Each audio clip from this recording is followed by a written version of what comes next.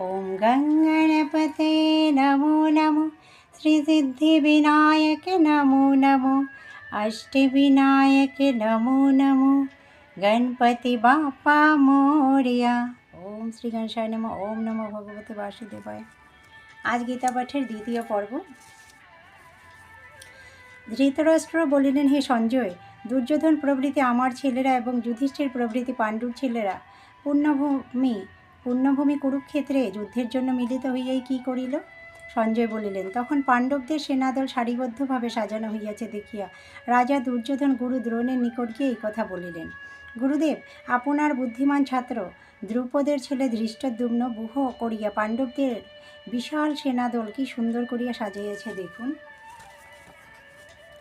এই সৈন্য মধ্যে যুদ্ধে ভীম ও অর্জুনের মতোই মহা ধনুর্ধর বীরেরা আছেন, যথা যুযুধান সাত্যকী, বিরাট এবং মহাবীর দ্রুপদ, বীর ধৃষ্টকেতু, চেকিতান ও শক্তিশালী কাশীরাজ, পুরোজিত, কুন্তিভোজ এবং নরশ্রেষ্ঠ শৈব, পরাক্রান্ত যুধামন্যু, শক্তিশালী উত্তমৌজা, সুভদ্রার ছেলে অভিমন্যু এবং দ্রৌপদীর ছেলেরা, ইহারা সকলেই বড় বড় বীর।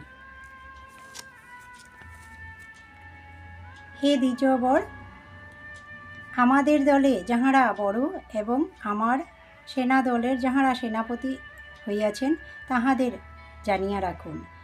আপনার অবগতির জন্য তাহাদের নাম বলিতেছি। আপনি নিজে, ঠাকুরদাদা ভীষ্ম, কর্ণ, যুদ্ধে বিজয়ী কৃপাচার্য, অশ্বত্থামা, বিকর্ণ, সোমদত্তের ছেলে ভূরিশ্রবা এবং জয়দ্রথ, এই কয়জন আমার পক্ষে বড় বড় বীর।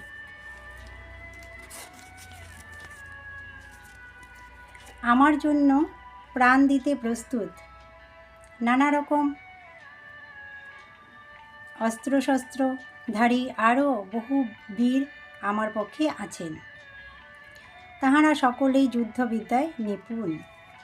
তবুও এই সব বীর থাকিলেও সেনাপতি ভীষ্ম কর্তৃক রক্ষিত আমাদের সেনাদল শত্রুর দলের সঙ্গে যুদ্ধ করিতে পারিয়া উঠিবে না মনে হইতেছে, আর সেনাপতি ভীম কর্তৃক রক্ষিত শত্রুদল আমাদের সঙ্গে যুদ্ধে পারিয়া উঠিবে মনে হইতেছে। গীতা মাহাত্ম্য।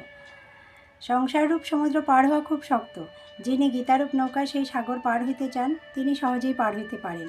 যিনি বারবার গীতা পড়েন নাই সেই অজ্ঞান লোক যদি মুক্তি পাইতে চান তবে ছোট ছেলেও তাহাকে উপহাস ঠাট্টা করে। যাহারা সর্বদা গীতা শোনেন আর পড়েন তাহারা মানুষ নন, তাহারা নিশ্চয়ই দেবতার